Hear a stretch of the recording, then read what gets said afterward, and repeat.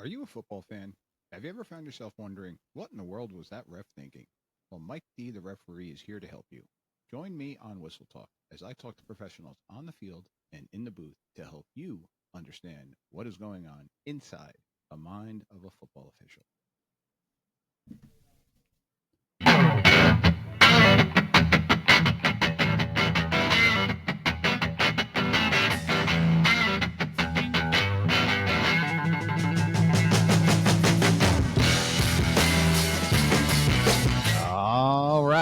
All right, ladies and gentlemen. Welcome back to another edition of Whistle Talk. Mike D, the referee, coming at you once again. I thought I had Santa with me, but it's just Mr. Daniel Chamberlain joining us again. Once again, Daniel, what's cracking, buddy? Man, Mike, it's another one. It's like 20 something degrees outside. It's like the best. This is the first great day of the year. You know what I mean?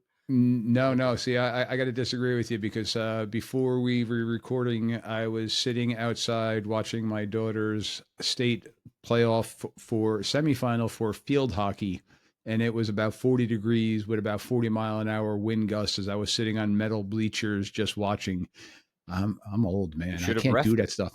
Mike Well, D, the see, referee. I can deal with running around and reffing in that weather. I can deal with coaching in that weather. Sitting in the stands in that weather, it's a little cold. A little bit different. Yeah, man. No, it's been a great week, Mike. We closing things out for the season. We unfortunately lost Friday, which puts us out of the playoff picture. Um,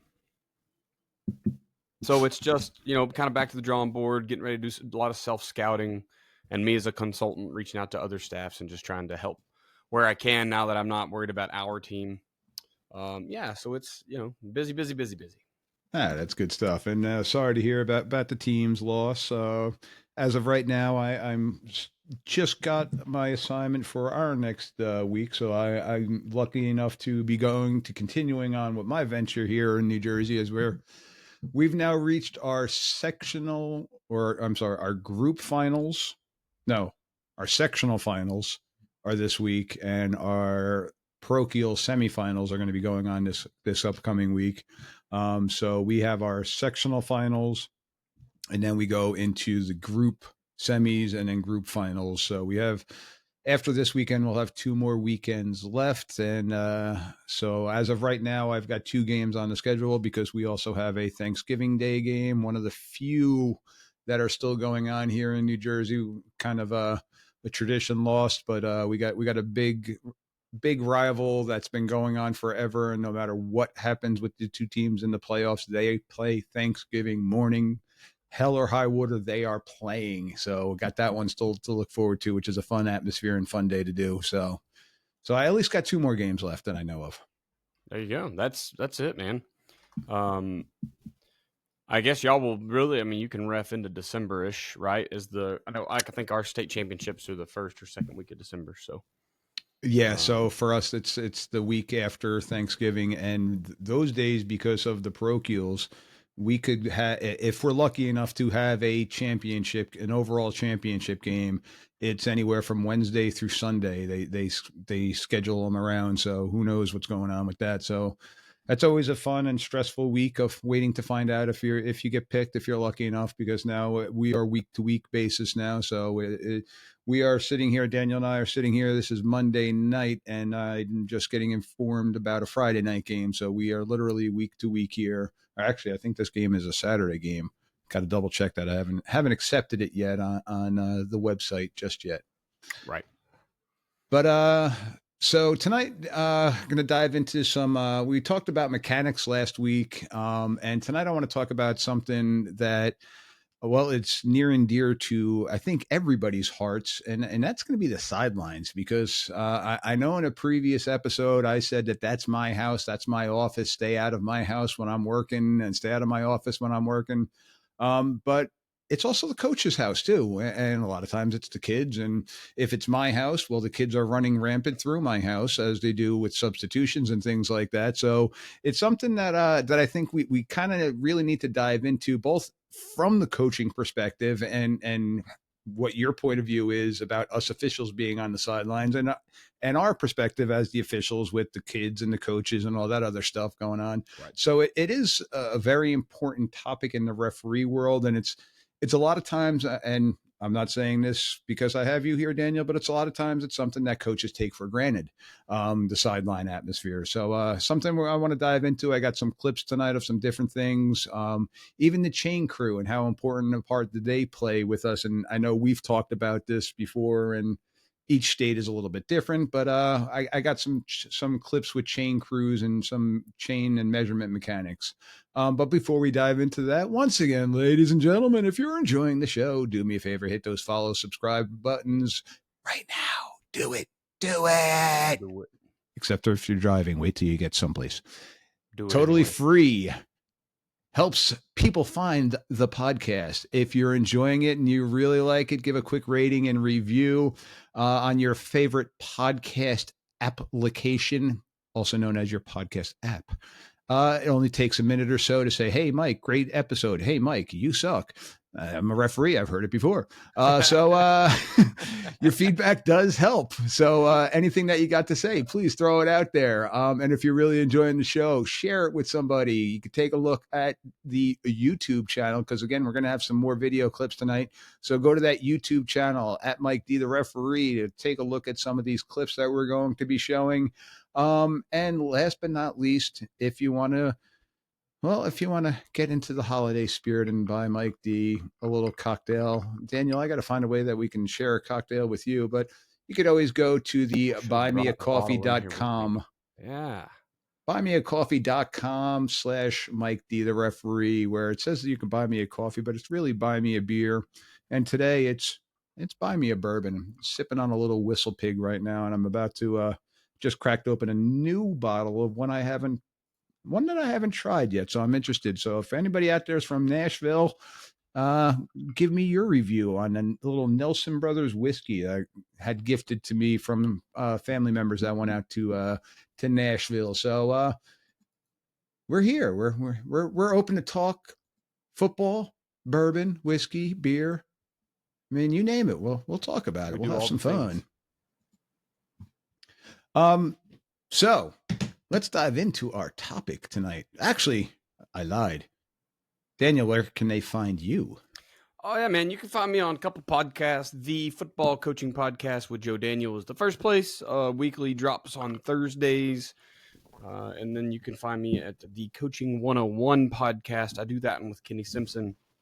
Our drop dates have generally been Sundays. I'm working a little bit to maybe move it back towards Thursday. So when they get out, you get out. But once a week, there's a drop there for an episode. And then you can email me at chamberlainfootballconsulting@gmail.com if you just want to talk ball, throw something there. You can DM me on Twitter at Coach ChamboOK. Yeah, I think that's it. Those are YouTube. Go to the YouTube. Find the YouTube. That's not it.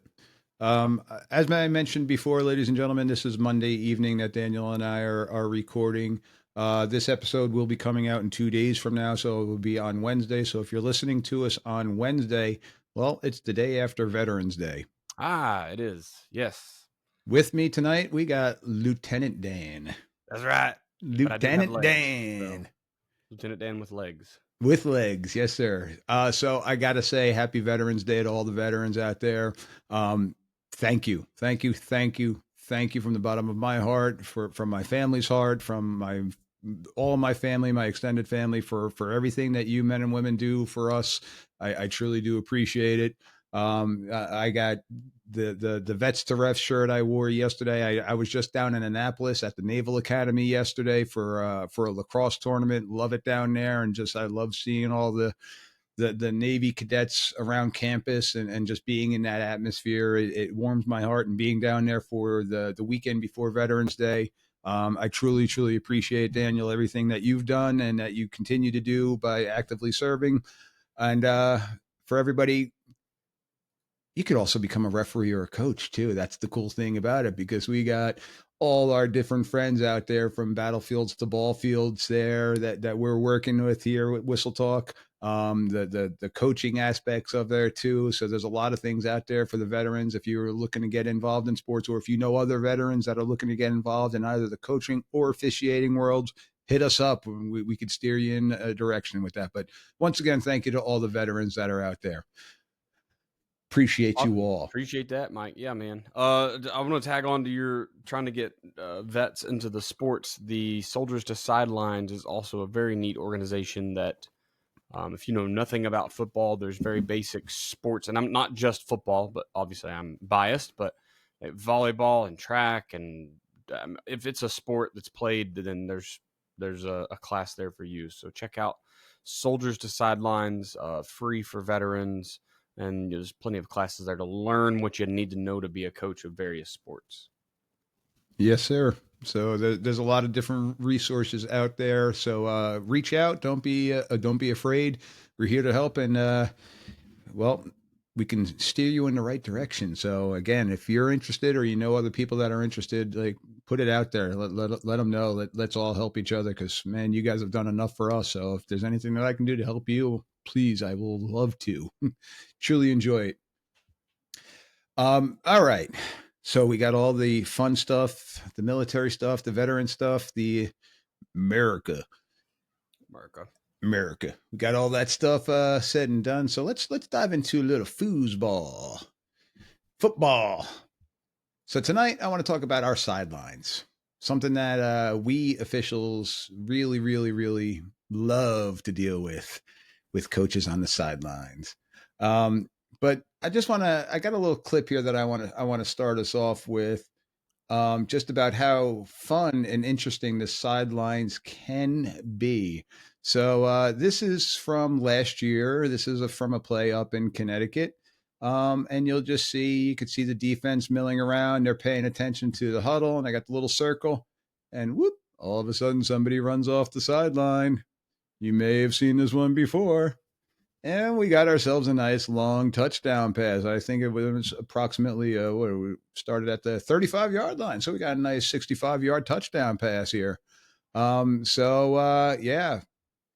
So this is the fun stuff of our sidelines, and stuff that our sideline officials have to deal with. This one they got away with. Daniel asked before, because we talked about this pre-production. The individual did get. I love it, Daniel. You mentioned it before. The people in the end zone just going nuts for the kid. They're literally coming into the end zone from Into the field almost of the play, stand. for sure. But it's a play that we've talked about the ready for play, and the player did get inside the nines, but it was done in a deceptive way. So that is one that is basically going to be. It should be called as the deception play. Like counter and triple option, Right. and single wing. So yeah, from the official standpoint, that is deception. From the coaching standpoint, you're like, football is deception. Like, what are you talking about? Like, I think a flea flicker, you're faking a run and then passing it off of it, or play action pass is deception. So yeah, it's weird how. I guess I understand the spirit of the real deception rule. I don't know, man. I'm always so caught in between the two of those, because you're right. If you're triple option or play action's an even better, really honest example, because it looks like a run until it ain't. yep. Fake punt should be deception. You lined up to kick it, and then your guy ran it or threw it. Like, where's the line? You know what I mean? I'm expecting a thing, and then you do something else. Where's the line at? So, but I do understand the sidelines there can be very chaotic. And with that ref, he's probably could have thrown the flag, probably just didn't. I mean, how many times do kids actually come running out late? Yeah. Because where the heck's Joey? Why are we playing with 10? Or if you're Oregon and you play with 14 or whatever, like, yeah, it is what it is. So one of the things that as the umpire, I know we've talked about, and going back to our episode last week where we're talking about mechanics, but as an umpire and as a white hat, well, my job is to count how many people are on offense, and then it's the other officials that are counting up the defense. So you'll see us pre-snap in New Jersey. Our mechanic is we give each other kind of. I'm trying to show it on this camera. We kind of just like give a little punch out, or even punch over the head. I'm 6'3", so I kind of just give a little punch over the head to the white hat, and he could see pretty much over any other 6 foot something lineman that might be in his vantage point. But we're just kind of signaling to each other, okay, we have 11.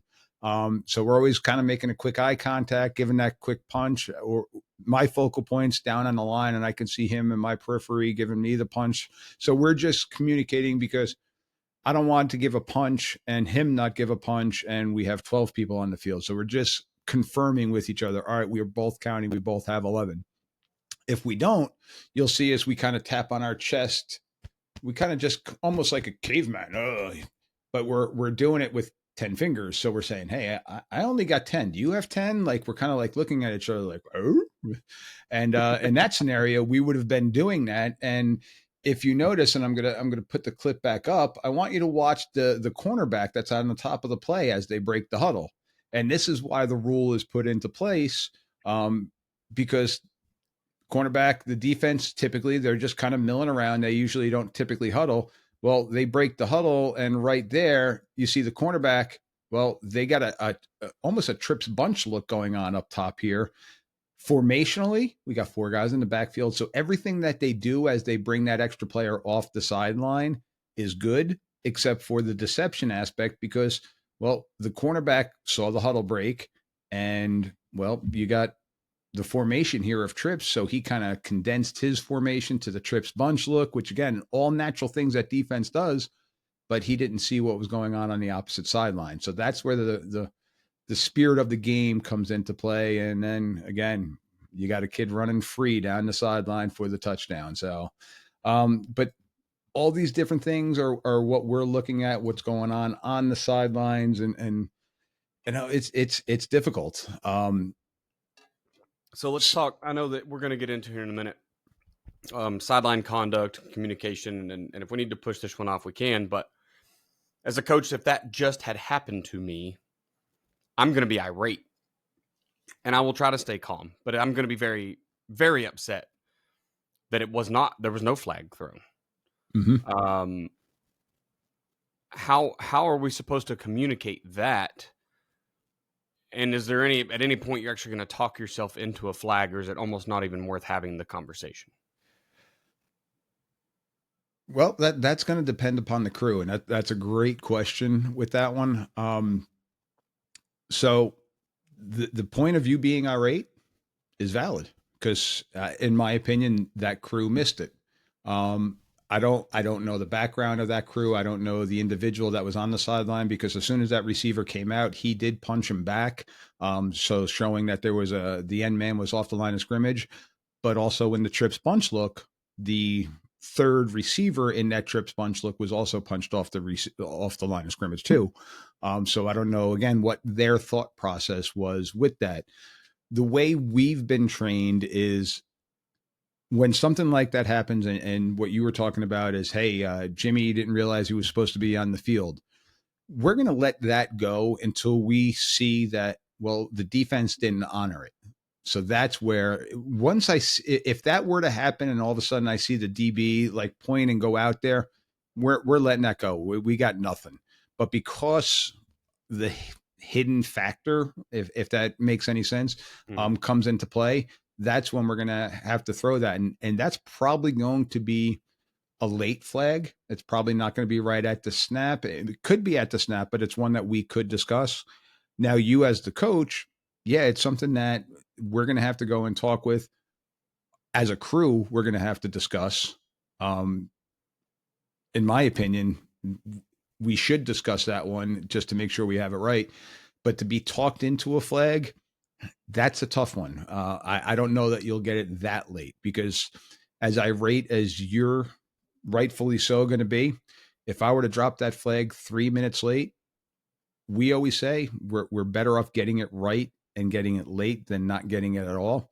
But now we got to go to the other sideline and have that same conversation with the other sideline. So we've just pissed off Peter to not piss off Paul, and vice versa. Yeah. And So, but to the team that pulled that off, if our flag is late, well, you want to know something, coach? You tried to get something over on us. So, all right, we were delayed. You pulled it off on us too for a second or a minute, and now we got the flag on it.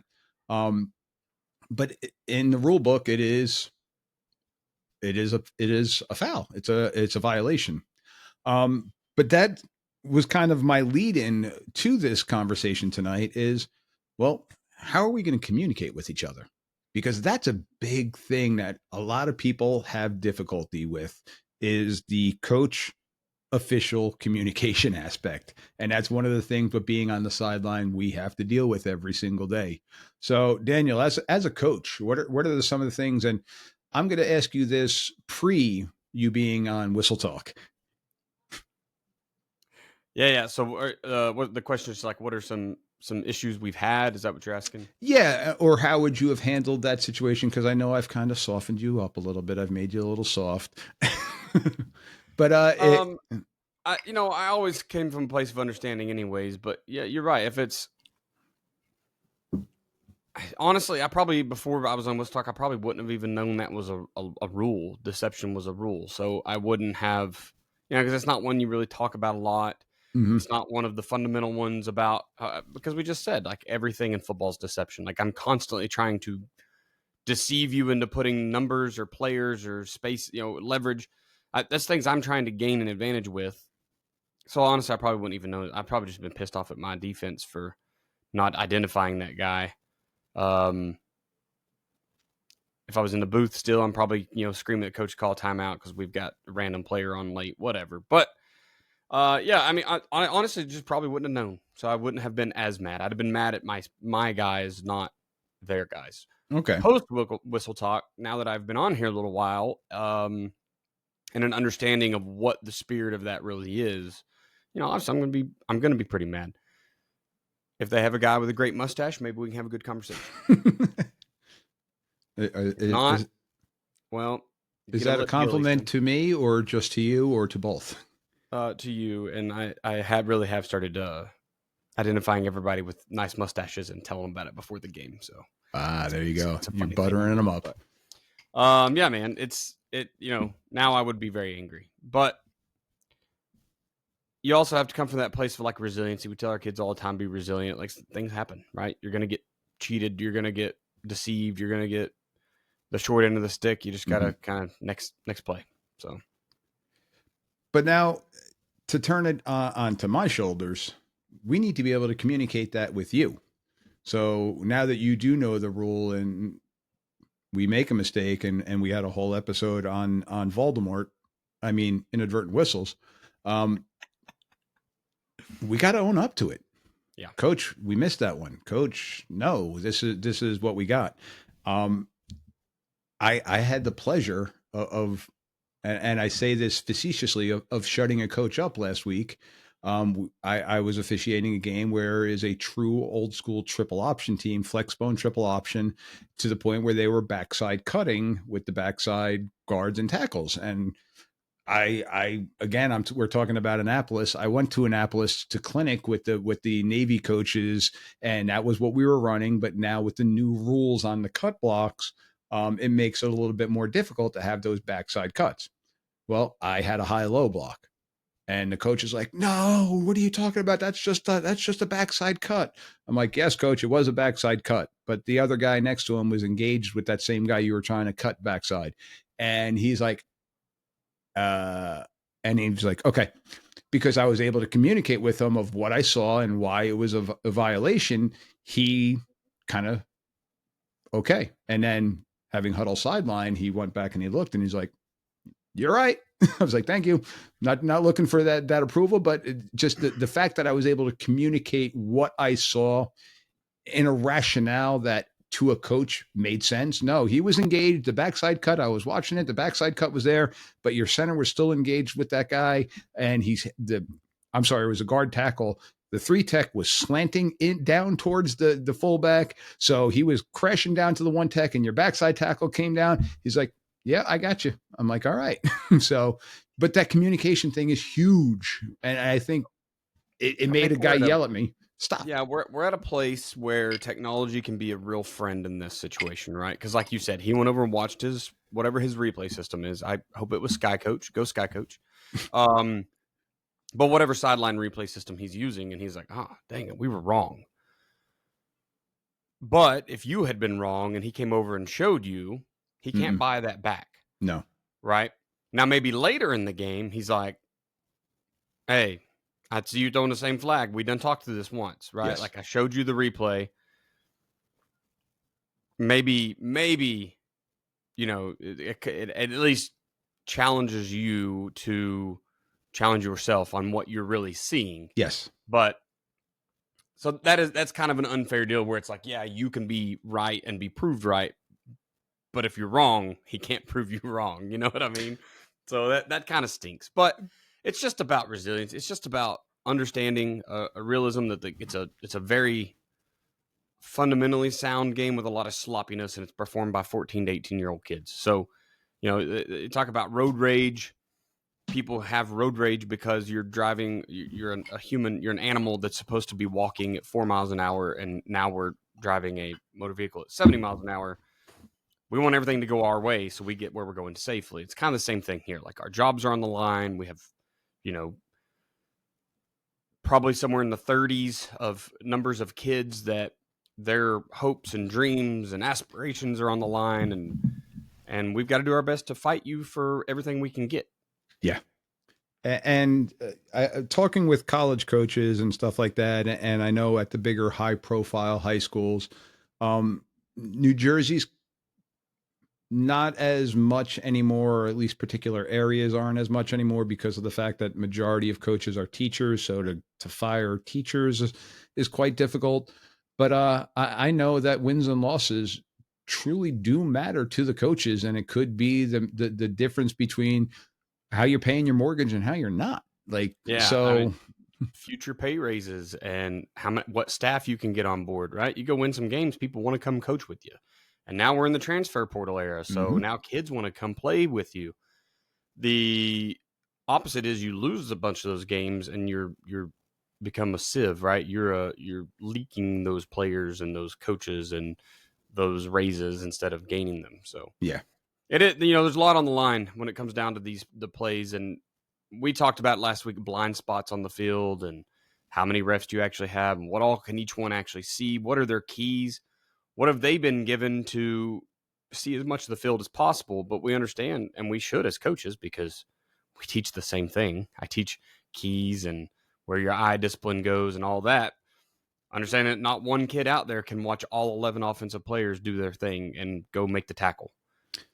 Out of So 5 curiosity. refs can't watch 22 players and see every single aspect, right? So there just has to be that rhythm. We expect a lot. We expect a lot out of them.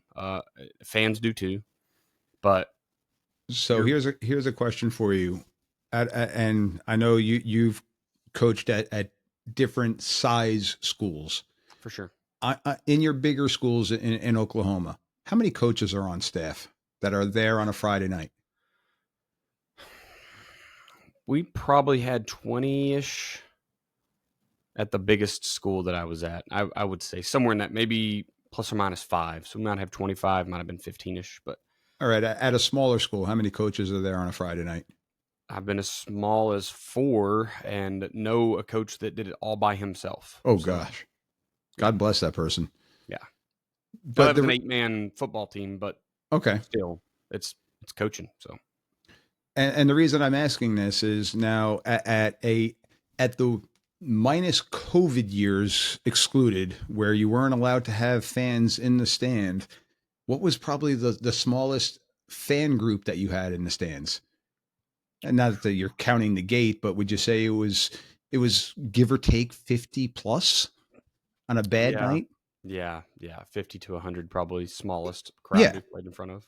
So the number of coaches, the number of fans that are in the stands, the number of coaches that are on the sidelines.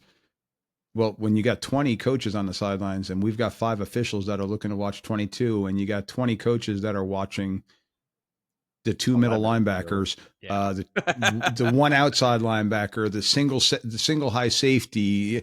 So they're focused on their singular player. So now we've got 20 coaches that are yelling at us about how every one of their kid has been held every single play, and how this kid got cut. And we're five, we're six. Now I'm lucky that my game this coming weekend is going to be a 7-person mechanic. So we're covering that blind spot that we talked about last week, but we're at that point in the playoffs now.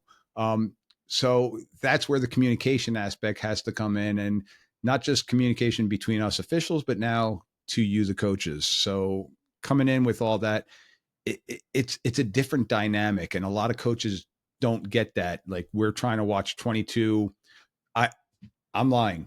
I'm trying to watch 8, 10-ish where Right. my keys are, but it's still 10 as opposed to, I'm not just the white hat. They're watching the quarterback like Yeah. that. They've got the easy job when it comes easy air quotes, when it comes to mechanics, because their focal point is on the quarterback, but they've got the 2, 3, 4,000 eyes on them from the crowd and the coachings that are all focused on him, and they all know his name.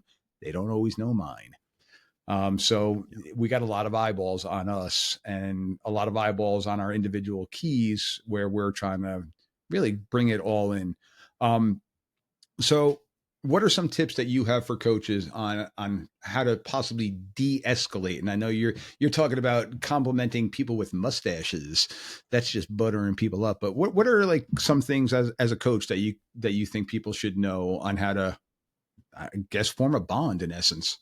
Yeah. So I've got to coach with a lot of guys, and um I've seen, just like everything else, you learn what to do and you learn what not to do from different people, right? So I can remember sitting on the sidelines, and my head coach, there was a younger line judge, and he missed several times throughout a game, an illegal formation, and it was just how the wide receiver, and I don't remember the exact situation, but it was something about how the wide receivers are lined up. Maybe nobody was on, they didn't have enough on, whatever it Mm-hmm. was.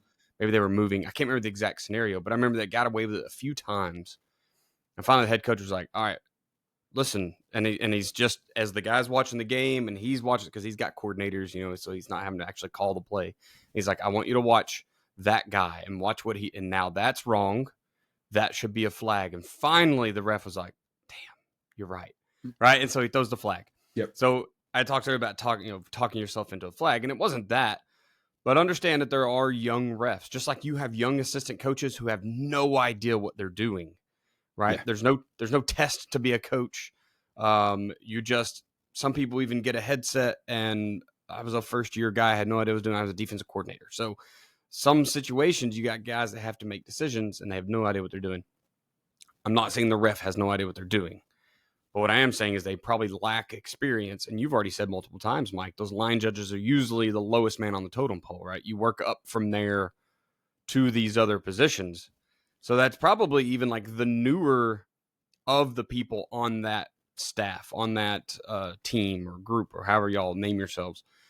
And so it's okay for him to be educational to that guy. He didn't belittle him. He wasn't Yes. yelling and screaming. Very cool, calm, collective. Hey, man, why aren't we getting this? Coach, I'm not seeing it. And so when next time he's like, that's what I'm talking about. Damn, you're right. And I remember the quote, and he said, that's my job. It's my job to make sure that you're seeing that. You know what I mean? And I was like, well, it's not your job, coach, but it is. Like, someone had to educate him, right? It's like the tail light rule. If nobody knows if their tail lights are out, Yep. nobody looks at the back of their vehicle. Yeah, So just roll down that window and say, "Hey, your brake light's not working." that's Because right. So he didn't know what he was missing. The coach educating. I've seen the opposite of the spectrum where it's just yelling and screaming and cussing, and I'm talking about from the get go. Bringing up their previous, I've heard stories about y'all. I yep. expect to get screwed tonight, and it's just a fist fight from first kick to the last time the ball's held in the air. So it's like, I understand mental resiliency, right? Like some people have a little bit better emotional intelligence, I guess. You got to understand that if you're just cussing, you're not going to get your way anyway. It's never going to go your way now. Like you've set the bar. I mean, you have to suck up to these guys, and you're going to lose your cool sometimes. Oh, absolutely.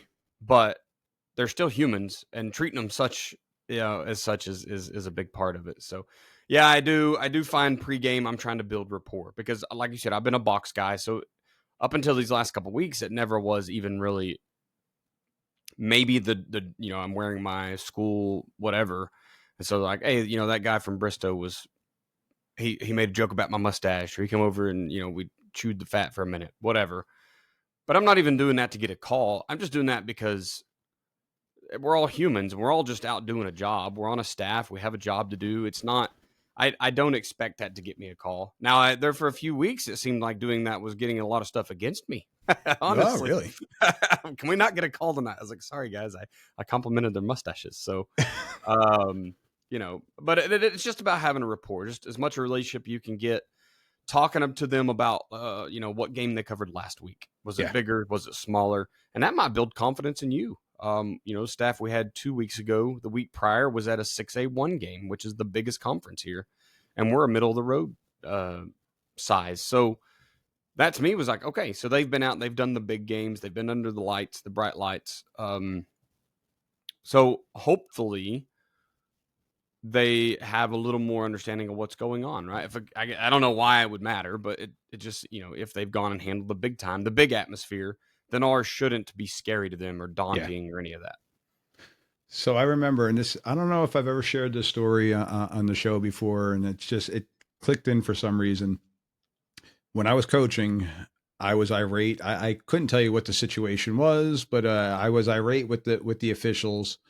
And as we were all walking off at halftime, and the school that I was coaching at, it was a very long walk for the home team, the visitors, and the officials. Like we all needed, like, we needed golf carts for everybody, and buses for the team. But I remember walking off the field with the officials, and I overheard the officials talking with each other about, oh, what do you have any youth games tomorrow, and this, that, and the other thing. And that just, it triggered me. I'm like, these guys, we got the shit of the shit crew, because they're youth officials. They're not even high school officials. Like, what the hell's going on here? These guys are awful. They should be back at the youth game. And I look back on that, and I'm like, what an ignorant idiot I was. Because yeah, a lot of our officials work high school games and work youth games. And I was just talking about, I got two guys on my crew that are also college officials too. So like, we're some guys, some guys do it for money, because it does help to get paid working the Friday night games, being away from Right. our families. Some guys do it for the love of the game, which is more of my personal aspect. Some do it for a little bit of both. I enjoy getting paid for doing something that I love. So I get both of it. But yeah, well, I did Sundays. I used to do, before I had kids involved in sports, I would work 6 AYF games on a Sunday afternoon, because it helped pay for me buying my uniform, and paying for the flags, and paying for the gas for the travel going to the varsity games. So yeah, I did do it for the money, but I did youth games, and I got away from doing that because of my kids being involved. And so that's the only reason why I got away from that. But it was such a, like, hindsight is 2020 vision. It was such a dumb, ignorant thing that I thought of. And it just, I was all over the officials the rest of that game, because I probably got a flag against me as an assistant coach too, because the assistant coaches are the worst. I mean, it's human nature. Like, we want people who have been with the best of the best, and when we feel like they're newbies or rookies or coming up from the lower levels. We do it in coaching, right? Nobody ever wants to go be the youth coach or the middle school coach, the JV coach. Like, that's for some reason is I want to interrupt really subpar. quick. I loved coaching JV games. 100%, but The it game, still probably seemed like a demotion from the varsity staff. the JV games, I used to draw stuff up in the dirt. Like, all right, we're on the bus, we're going. All right, who want? Hey, we're gonna run the triple reverse flea flicker play today, and the kid, hey, let's go. I would literally draw stuff up just because I didn't care. Like, Yeah, hey, Mr. Official, wind the clock, let's go. But I'm yeah. gonna have my kids have fun while we're here. So it isn't demotion, but anyway, yeah. Just Yeah, just I think that rapport is relationships over everything. I think it's the same way in football too. So it's You've just got to be able to communicate with these other humans that are just trying to do their job. You're going to get bad ones. The odds are you don't have the worst ones every week, right? You're also going to get some really good ones who are calling things exactly how they should be called, and you're still going to be mad about it. So, yeah, just is what it is. So now I know the theme tonight was talking about the sidelines. I'm going to kind of deviate. It's still about the sidelines, but I want to bring in the chain crew. I want to talk about the chain crew because they're, along with our short wings, they're in the meat of everything with the sidelines, with the kids, with the coaches. Something that we do as a crew and again, we've talked about probably 80% of our games in New Jersey, we have carded officials that are working the chains. Due to the official shortage, we now have chain crews that are not carded officials, but they've worked a number of chains and they'll get bounced around. But we still do have a couple of high schools that have the same three dads that have been doing it for years, even though their kids are gone and off to college. They're still doing the chains and stuff like that. So everywhere, even here in New Jersey, everywhere it's different. So one thing that we do in our pregame is we talk to our chain crew. Like, and this is something our crew does. I do it when I'm a white hat. My white hat does it. Guys, you say nothing. Don't speak. Don't talk to the coaches. Don't talk to each other about something that we screwed up on in your eyes, because there are ears everywhere. But if you see something that we don't see, give us a little help. You could, especially when you're a carded official. And when I was first coming up with in the ranks, when we had 5-person crews, our sideline guys, our short wings, well, on passes would start floating down the field, and we didn't truly have somebody holding the line of scrimmage to know if the quarterback was beyond the line of scrimmage or not. So I had a number of guys that would come up and say, "Hey, listen, I'm gone on a pass play. If you see the quarterback past the line of scrimmage, very subtly give me kind of like a little point that, all right, they were beyond the sticks here that you're holding, if you're holding the down marker." So we communicated with them. But I was never sitting there like, oh, these guys, what the hell did they just call? Because now all of a sudden the coach hears that, or an assistant coach, as I just talked about, and now all of a sudden they're blowing up. Even your chain crew is telling you you're wrong. What the hell are you calling? So it's a dynamic that we got to deal with. And as a coach on the sidelines, have you ever seen guys asking the chain crews for clarification on something? We've not, but we unfortunately, every game is generally just the dads or the local 3 or 4 guys been doing it for a long time, and um, of course they're always on the visitors' side, right? Because Yeah. they're always away from the press box. So, yeah, it makes for a very weird situation here in Oklahoma. And I've seen situations this year where that has hurt teams, right? The visitor team gets a disadvantage because the home team is running the sticks. In our games, our own home team screwed it up for us a couple Yeah. times. So it just happens, and I've never heard anybody asking them for clarification, but it seems like it's for good reason because they know, like, nope, that's the home team's. That'd be home cooking. You know what I Yeah. mean? So I just pulled up a clip that was sent to me and that I know is bounced around a little bit on social media. Excuse me. This was from a playoff game last weekend, and you could see the two teams on the bottom of the screen, and you'll hear the commentation that goes with it. So this is a series at the end of the game where a team got 5 downs, um, and I'm bringing up the chain crews with this because the officials on the field, well, they messed this one up. They had an opportunity to change it, to make it right. They messed it up. But this is also where now communicating with the chain crew and understanding what's going on. A lot of times the chain crew doesn't have the right down on there. Right. And be it whatever it is, especially, and I know not just when it's parents, it happens when there's officials on the chains, but sometimes the parents get caught in watching their kids play. And in this scenario, looking at the individuals that are on the chains, they're wearing bright yellow parkas. The one that we could see right now on the screen that I pulled up, he's in jeans. That's not typical officials attire. So I'm gonna venture to guess without knowing. Again, I'm making the assumption, which is not always good, but I'm gonna assume that this is a group of parents that are on the chains here. So the play that I pulled up, it's a third down, and they're gonna run the ball, and they get their first down, but it's a 8-6 game. I don't know what got it to an 8-6 score, but it's an 8-6 game. The home team is losing, and there's less than a minute in the game in a playoff game. So I'm going to kind of let this play, and there is play-by-play here. Okay. I think he got a first down. 24 Will O'Brien. Tackle made by So they gain the first down. They stop the clock. You see the referee pointing first down. Chain gets set, and they wind it. Spikes it. First down, spikes it. Oh, man.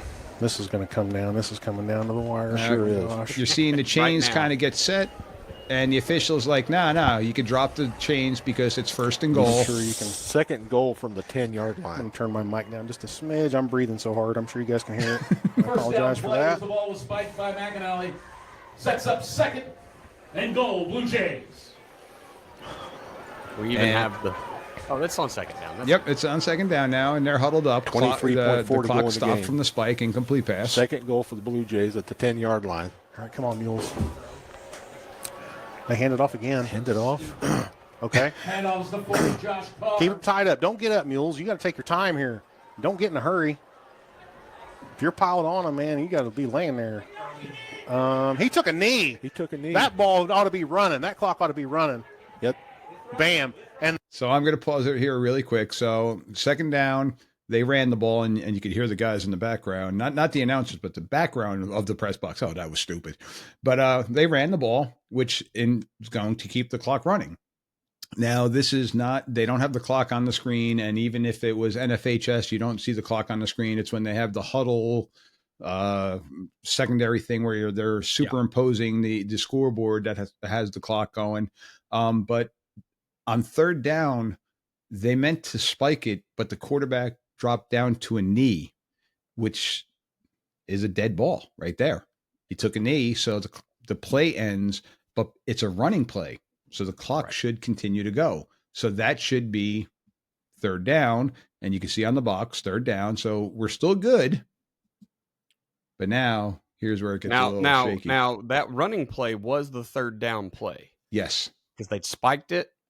They ran it and didn't do anything. They were trying to spike it again. Correct. But he took a knee. So that was 3 down. So it should be fourth. It should be fourth coming up now. But the Fairfield Mules have won on the road. Come on. I see 0 on the clock. So now on fourth down, the quarterback spiked it to stop the clock. And I'm going to backtrack it and see if I can do this because I'm pulling this off the old interweb here. So he took a knee. Took a knee. That ball ought to be running. Officials walking up, winding the clock. Bam. And the Fairfield Mules have won on the road. And they spiked the ball. ball. Come on. I see 0 on the clock.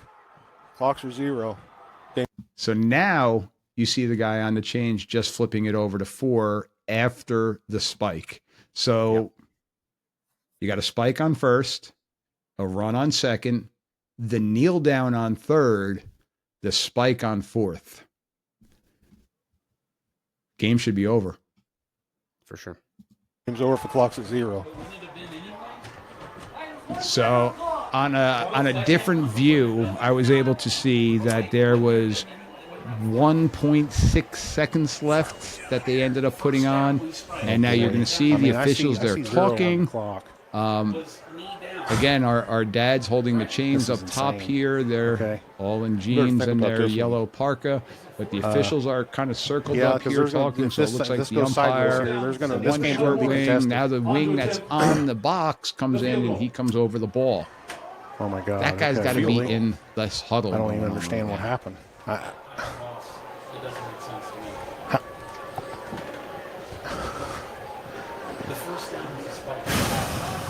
You hear the announcers talking about it. The officials, the 3 officials are still huddled up. You got your back judge in the 5-person game. He's kind of moved up a little bit just to be in the mix as they're still discussing it. Now they come out of the huddle. No, this can't be right.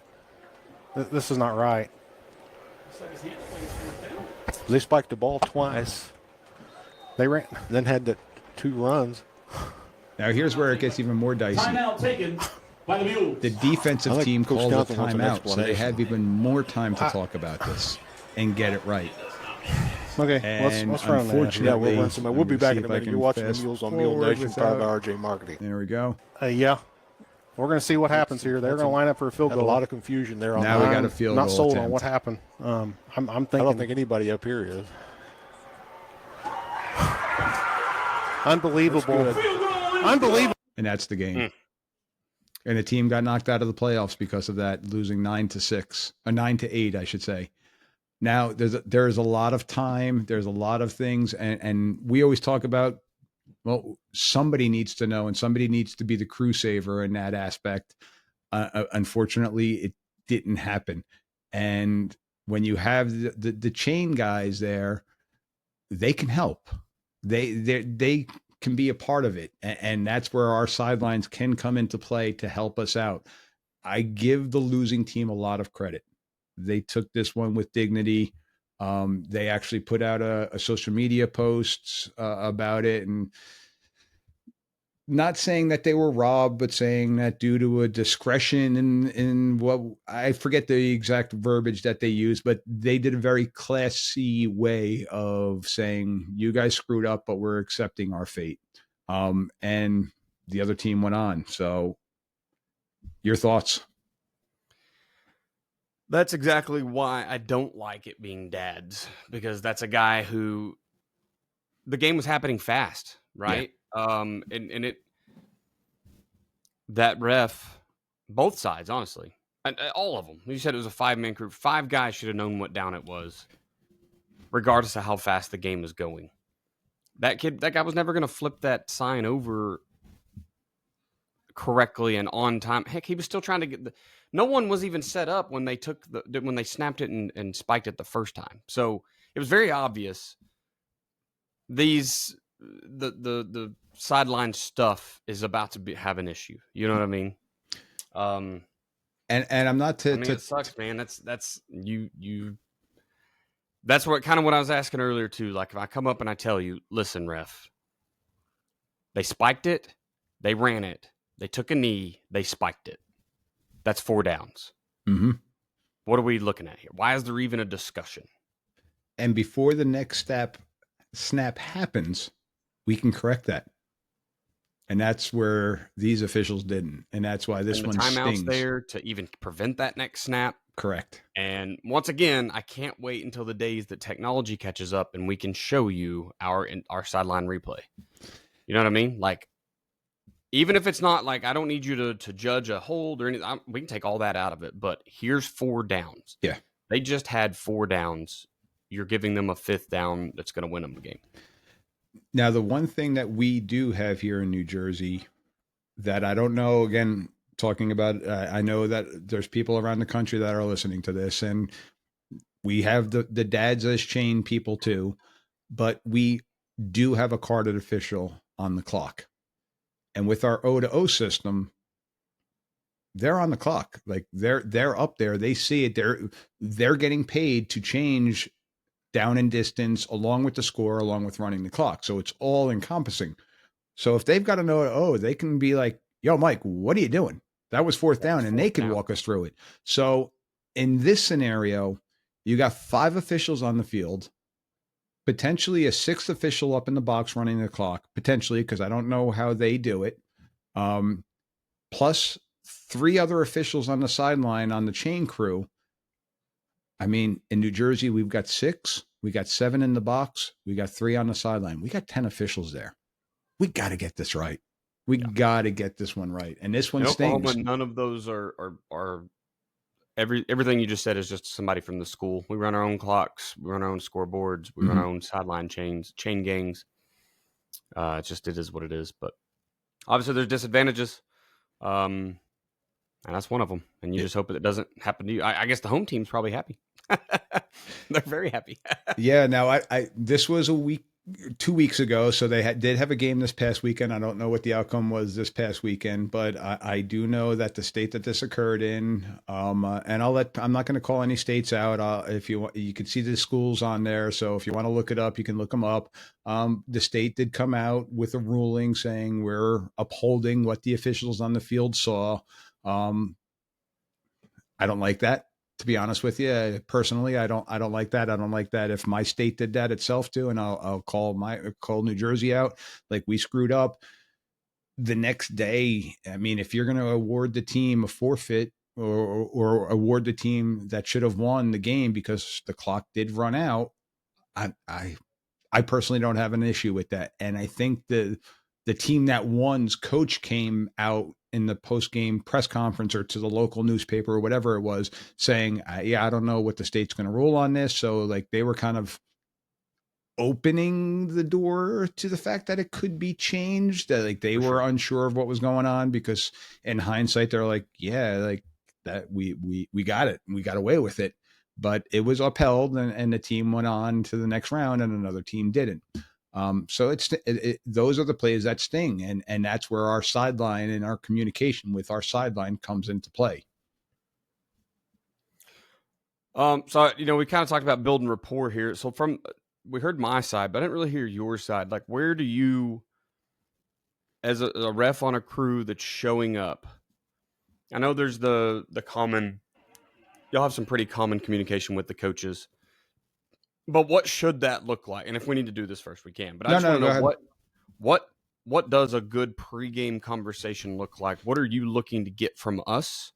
What kind of lets us all go in with a warm and fuzzy, you're not my friend, you're not his friend, but none of us are enemies either. Gotcha. So pregame, the way that our crew does it, and again, I'm not saying that we are God's gift to crews, but I can tell you from what I know and how we do things, and I think it works pretty well. The Myself and our head referee, we go and we talk with the head coaches. Our thought process is we're going to the home team first, especially during the regular season, because we want to find out, like, coach, do you have an extended halftime? Do you have anything going on that we need to relay to the visiting team that wasn't previously relayed to them? So we start off with that, and we go through the basics of it. Um, my white hat, well, his son was a very prominent wrestler in our area, so there's a lot of coaches in the area that know wrestling, so they know him and they know his family. He also works for a company that sells high school rings, and he basically does New York, New Jersey, and Pennsylvania. So he's in almost every single building in the area, so he knows most of the coaches and just talks shop with them. Right. I coached for 20 plus years. I know a good amount of the coaches myself. So the beginning is like, "Hey, how you doing? How's the family? How's everything going?" And blah, blah, blah. So it's a little bit of small talk. And then our white hat always goes, "All right, coach, let's get down to business here." And now we start our referee coach speak. Everybody properly equipped. Anything we need to know, any unusual plays you guys run in formation so that our guys don't get it wrong. Anything on the other side you want us to look for, and blah, blah, blah. We go through our whole spiel, and then we go to the other side. We do the same thing. While we're doing that with the head coaches, our 3 or 4 other officials are walking around, talking with the kids, checking the chains, making sure that they are 10 yards, and doing any adjustments with the chains, talking with the assistant coaches, looking at just kind of meandering and being a presence out there. And if a coach catches their ear, we're talking. Other crews, they like to stand on the 40s and stand on the 40s of both sides to make sure teams aren't going around it. We kind of like to be there, if that makes any sense, so that you know that we're there.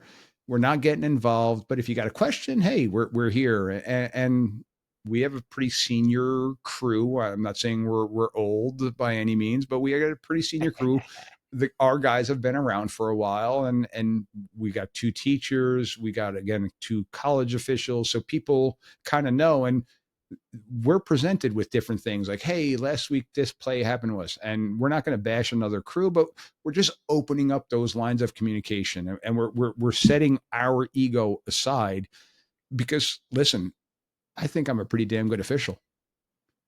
you think you're a pretty damn good coach.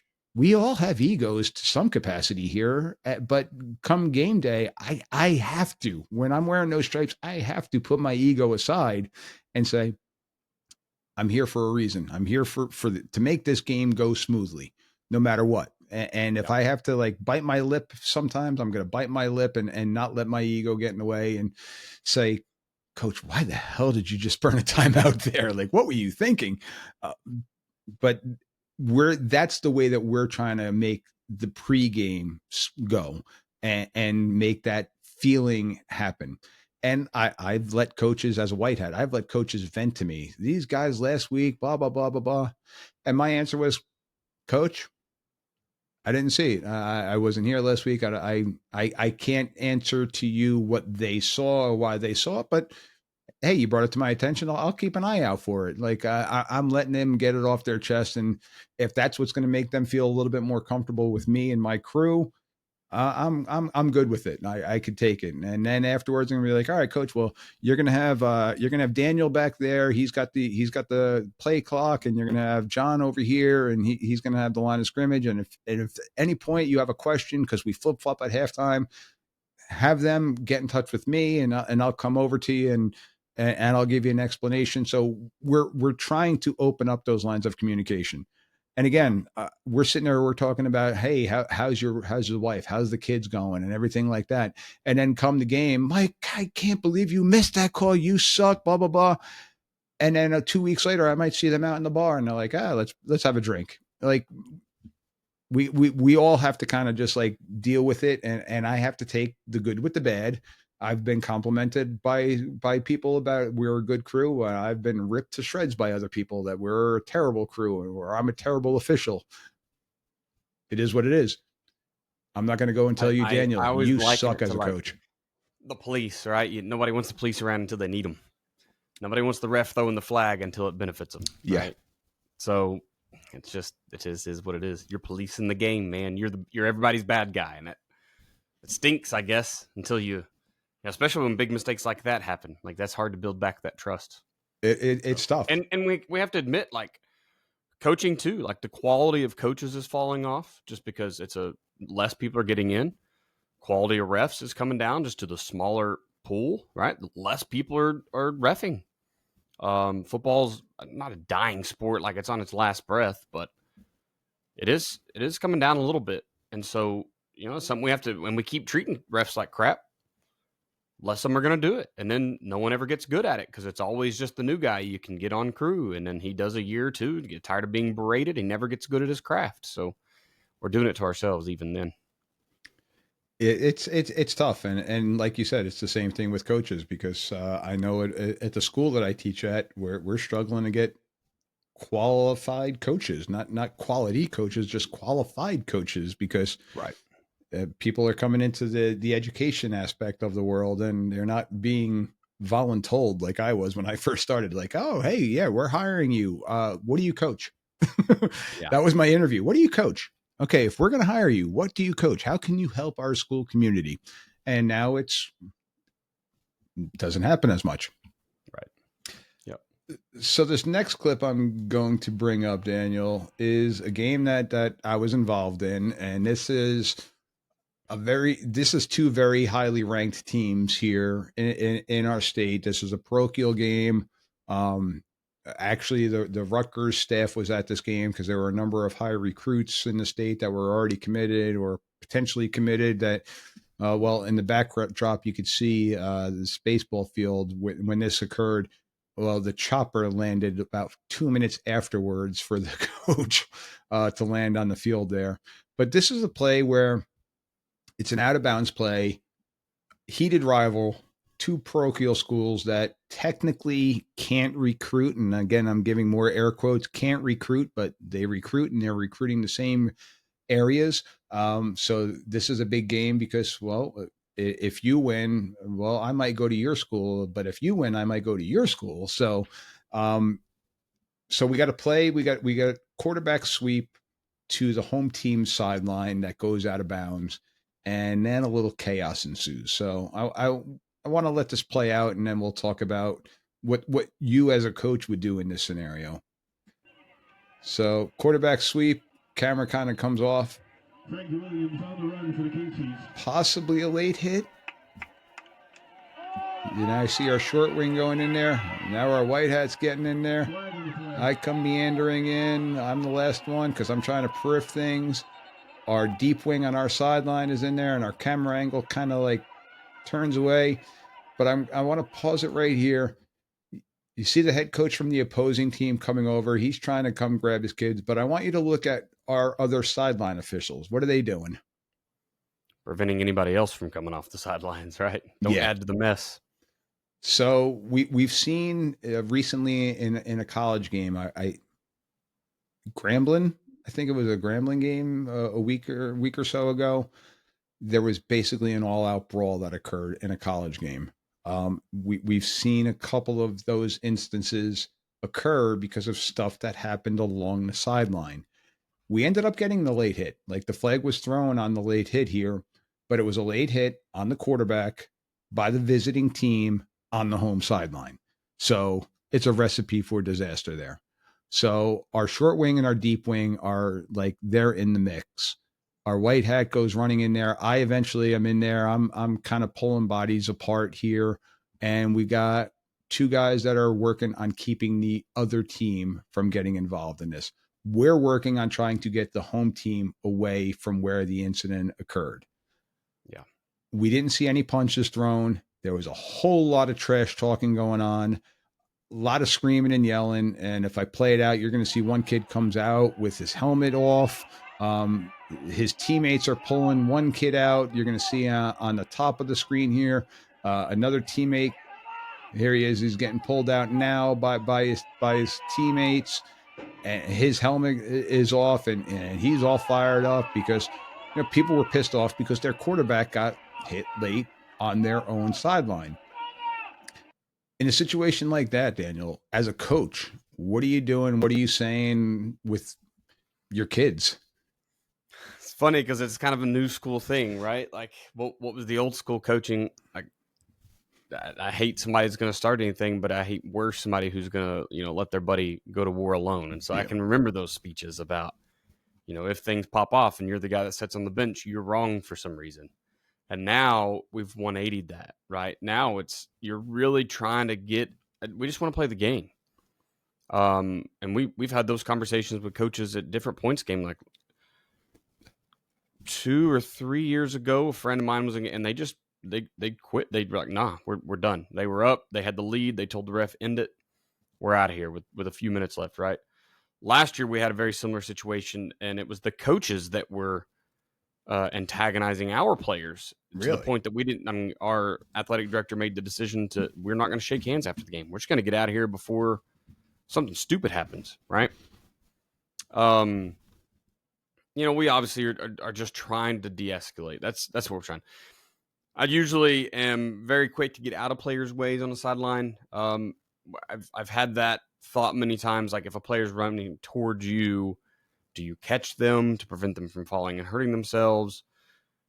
But then we see I think it was it might have even been an OU guy, but I don't think so. I can remember last year, it seems like there was an assistant college coach that a player's flying off the field. He's on the sideline. He put his arm up and caught him with an elbow or something. And it was just, to me, looked very natural. Yeah. But people were upset because he got ready for it, right? He got into a stance oh man. And I think it upended the kid who was on cleats, on skates essentially at that point. You probably ran into not just an assistant coach, but probably the head strength and conditioning coach. Yeah. Right. So you don't ever want that perception that you've ever purposely harmed a kid. And so I just the other night we had a kid run off, you just step out of the way. Look, if you fall and something hurts, it is what it is, but I'm not touching you because there's too much perception there. Yeah. So it's the same thing here, except I don't want to touch a kid and try to assist them off my sideline because it could look, once again, perception that I'm dragging him off my sideline. But we, by God, are going to use our body as a shield and get them out of there. Pushing my kids back. There's no just get out of their way, help them up, send them on their way. That's been taught for years is you never you never stay down on the opponent's sideline. So if a play goes out of bounds and you trip and stumble and you land, you get up immediately. Right If away. you're injured, you can be injured when you get back on the playing field. Yeah, Not get over there, injured man. a half yard in on the sideline where everybody can see you. Yeah. You don't ever want to be delayed in getting off that sideline. So, yeah, man, you just hope that you've got a good enough culture that you've kind of instilled in these kids, like, we aren't going to be dirty. We're not going to, but kids are kids. It doesn't matter how good your culture is. You still got kids out there. Some of them are going to take cheap shots and do dumb stuff. So just trying to de-escalate that and eliminate it. So the outcome of that particular play is we did have the late hit out of bounds, and then we had offsetting unsportsmanlike conduct penalties on each team. So nobody was disqualified. Nobody was ejected from the game. The coaches of the home team did their best to get everybody away. But again, in that scenario, I want to say that team carried 80 players. Yeah. And especially because of that game, they brought their freshmen to be on the sidelines for the varsity game. So there may have been more than 100 on a home game on that sideline. So like they did their best of 20 to 25 coaches, as you were talking about on a bigger program, of keeping their 80 kids out of that situation. Plus you had us 4 out of the 6 getting involved and trying to keep it out. Again, I'm going to make fun of myself. I was the last one into that scrum because I was just trying to stay back and see numbers and see if I saw any fisticuffs, because that's where we got to collect the numbers of people that are getting into the fights and stuff like that. But once I saw that it was being handled, I got involved and just wanted to separate bodies and get everybody to their right sidelines. And then we huddled together and came up with an outcome of that. And both sides of the ball were very appreciative of how we handled that one. Yeah, you got to get in there. Got to get it all separated. I was looking up those two. There's actually been 2 big brawls in the last week. Yeah. Texas State and Louisiana was yesterday. Oh, I didn't see that one. Or Saturday, and it was just after the game. A huge fight. 13 players were suspended. Oh gosh. It looks like for the rest of the season for some of them. And then the one you're talking about, the Grambling State and Bethune-Cookman. Yes, Bethune-Cookman? That's the one I was talking 27 about. Players were suspended. That one, that's light from what I saw quickly on. Yeah. Like for those that are watching, if you YouTube that one's eerie. I mean, it was old school. I'm taking my helmet off. I'm tossing it to the side, and I'm squaring up with you. Like it was not a football fight. It was an outright brawl. It looks like that was this. So both of those were this Saturday, possibly. I think the Grambling was last week. Okay. I think the Grambling Bethune was last week. Yeah. So I mean, man, it is a scary situation. You've got these, we got these kids tuned up, and we constantly are talking to them about being aggressive and flip the switch and let's go to war and all these things, because I need you to run through a gap like your hair's on fire, and I need you to hit that guy. So look, if you can cuss him because you hit him so hard, great. That's football, baby. Yeah.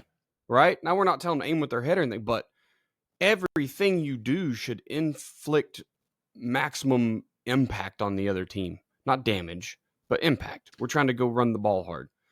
And then all of a sudden it's like, oh, you're outside the white line. Turn it off, turn it off, turn it off. And sometimes they just can't, right? They're still just kids at the end of the day. Yeah, and it's not a contact sport. Basketball is a contact sport. This is a collision sport. This is a car crash. Like I love it. I mean, I've been in car crashes. I've been in football games, and there's not much of a difference in how I feel the next day. I got one more question. I know we've ran pretty long on time here, and it's really has to do with coaches having discussions with refs. There's times you just don't agree, and I personally just think you're never arguing your way into a penalty. So there's absolutely no reason in arguing anyway, right? You're arguing with a wall. Hopefully. So it doesn't go your way. Tell the ref, hey, man, I think you missed it. Here's what I saw. Move on with life, right?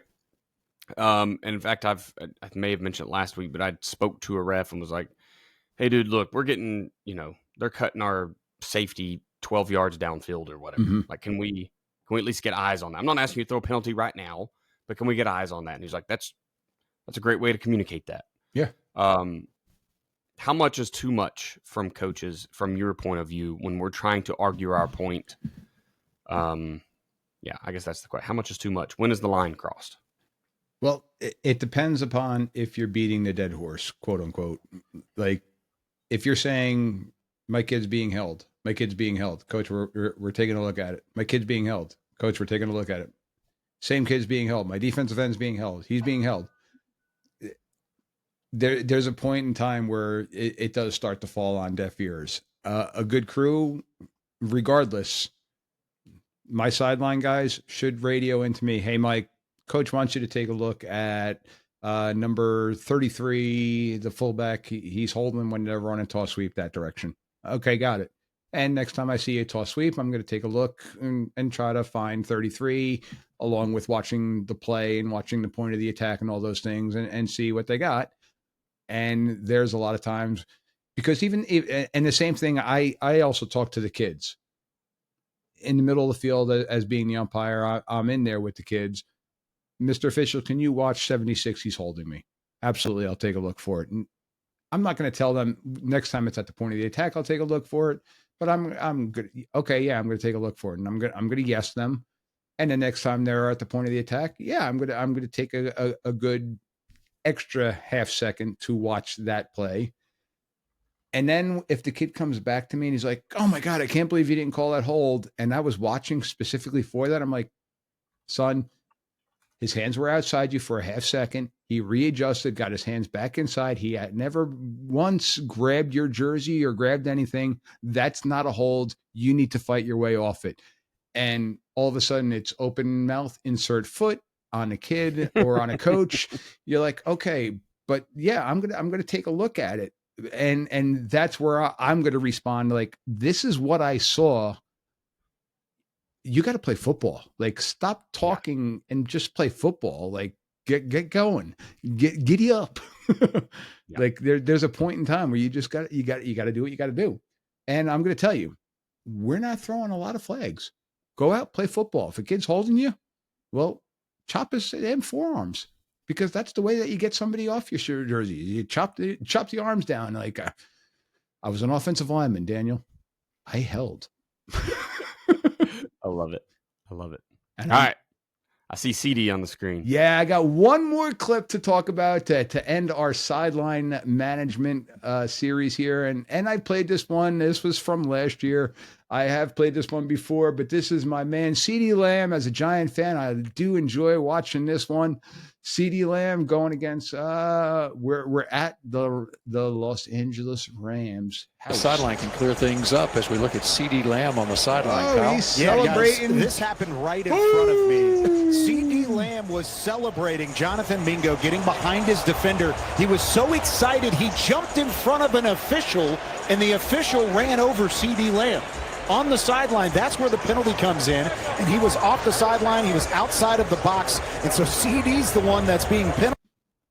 No, he was not outside the box. I know you're an Oklahoma guy, Daniel, so yeah, I know there's a little bias going on here. I can see the smirk, but CD was celebrating with the guy getting in the backfield, and he was kind of on the edge of that white. And in the NFL, as in big time college, and you can go back to Georgia from 2 years ago with the kid jumping up celebrating, CD got his ass run over.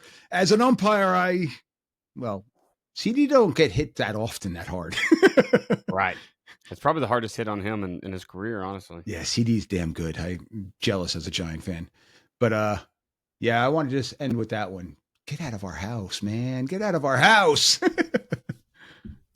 Yeah, I've seen plenty of those, Mike, with the refs running into somebody, whether it's a ball boy or a coach, or I mean, I've been the coach that was moved out of the way, right? Like the refs running by and push and not a flag thrown on me, but come back, but like, it's your last warning. Like I have to be able to run my runway. So we understand that, and we're constantly. But it seems like every game or every year, more and more people are in that neutral zone, right? Because the players are all toes on line behind the box. And then it was coaches, and now it's coaches and the sign kids because we got signs up, and now it's coaches and the sign kids and the ball boy. And now we need a towel guy, and now we need a keep back kid. And now I guess someone's got to hold my iPad while I'm running around because I'm not going to hold it.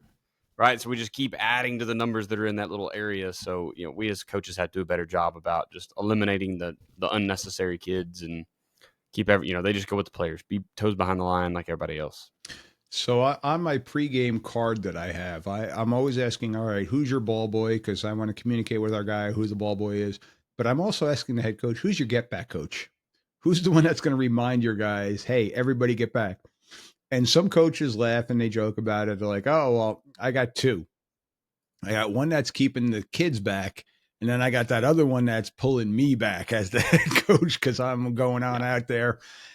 I've actually seen coaches have attached to the back of their belt buckle that little leash that you'll see like at Disney and whatnot, where the other coach is pulling them back, that little bungee wire that goes back like, coach, get back here. Especially today with the wireless headsets. You can't just pull on the headset wire these days because they're just attached to the hip. But yeah, I know that I brought up the CD Lamb and I'm pointing to my screen to my left. I've had that clip on before. But the one thing that I truly do love about that as the official is if you watch the official, their eyes are on the field and they're just opening their hips and they're trying to run with an NFL athlete. Like those are the dudes. And that's what we need to try to keep up with, even at the high school level, because they might not be NFL dudes, but we have some cats that can run a 4.5. Like we need to beat them to the goal line, as we talked about last week. So on a long pass play like that, our officials are opening their hips and they're sprinting their ass while they're not just like turning their head and sprinting to the goal line. No, they're opening their hips and sprinting to the goal line while trying to still officiate the play. And that's what that official was doing. And CD just happened to be the not so innocent bystander that got into the official's way. And well, go to Madden, he got truck sticked right there. Here we are. What an ending point. Yes, sir. Giants fans. It's Madden, baby. Oklahoma. Worry about finding a head coach. Quit worrying about CD. Shh. Sush. All right, ladies and gents, that is the conclusion of our, very long show about Sidelines that kind of deviated in a couple multiple different directions there, but I think it was all necessary. Yeah, it's good. Daniel, sir, once again, happy Veterans Day tomorrow. I hope. Thank you. Are you working tomorrow? Are you off? You get to. We'll see. It's Veterans Day, so it may just be a go over and check the food plots and check deer cameras and just kind of have a me day. We'll see. Attaboy. I'm still waiting for that venison delivery, by the way. Hint, wink, wink. I got to go get, actually, I may be doing that tomorrow. I had to kill one, so I got to go get up the meat from the processor. Oh, attaboy. All right, ladies and gentlemen, once again, thank you very much to everyone out there that's listening. Go again, share, like, subscribe, do all those fun things. Yell at me. I don't care. Just bring it on. Let's go. And go and check out Daniel's sites too. Daniel, once again, happy Veterans Day, brother. I truly appreciate everything that you've done for me personally with this podcast, but everything that you've done in general. I truly do appreciate you. I appreciate you having me on, Mike. It's always a good time, brother. Absolutely. Have a good night, all, and I will see you once again next week.